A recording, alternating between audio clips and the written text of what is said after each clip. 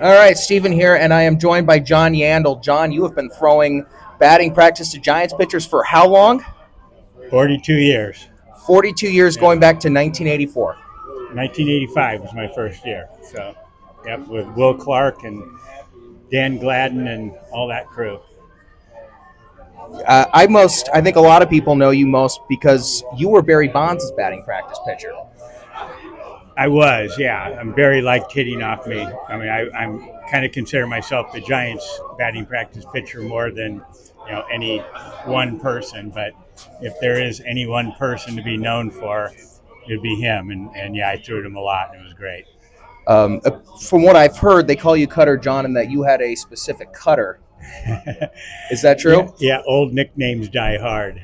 Yeah, that was back in the candlestick days where the wind would blow against you, and any kind of different spin on the ball accentuated with the wind, and so my ball cut a little bit, and so yeah, I think it was probably '86 was when I was named Cutter John, and it's lasted all these years. So how did you get started doing this? So I had a good friend who I played with in AA ball who got traded. I was with the Angels back then and got traded to the Giants, and he made it up kind of for 1 year. And I was visiting him in the locker room back when you could do those things and go in, just with a pass. And some of the coaches had sore arms. They knew that I threw and asked if I could come out, and kind of the rest is history. I just been showing up ever since.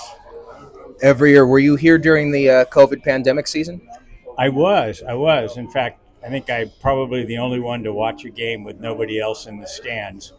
And they had the film crew there, but no fans. And then they ended up putting the fake fans in the seat.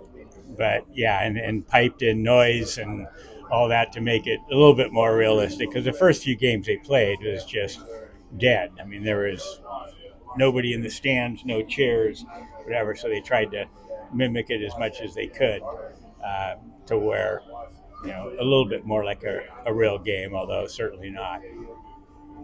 You've been here under Roger Craig, Dusty Baker, Felipe Alou, Bruce Bochy, Gabe Kapler, Bob Melvin, and Tony Vitello. And you've also been here. There's been so much change in the game throughout the last 42 years. What do you feel about a lot of the changes in baseball, and how different is it from when you started? Well, it's quite a bit different. I mean, back then, a little bit because of the coaches had issues with their sore arms, things like that, but it didn't really make any difference if you're right-handed or left-handed. I threw every day when they were home. Back then, I didn't travel when I first started with the team.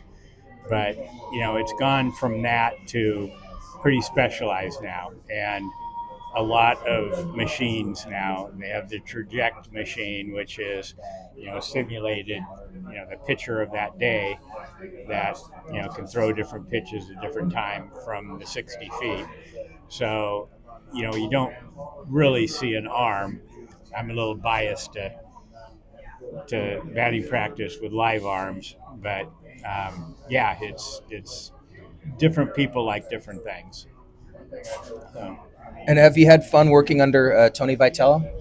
Yeah, it's been great. There's a whole new energy with really the whole staff. So, you come out and just like the players, I feel like I have to prove myself to them to show that I can still throw, and age doesn't really matter. And luckily they haven't changed the location of home plate for years, so I can throw strikes and know where I'm throwing it. So it's just a matter of kind of keeping the arm in shape and being able to hit spots when the hitters want you to throw inside or outside or whatever it may be. Well, good thing the Atlantic League experiment of moving the mound back a foot is dead. So, John, I hope you're able to do this many more years. You've become just staple in Giants baseball, and thank you very much for sitting down and talking. No, it's great talking to you.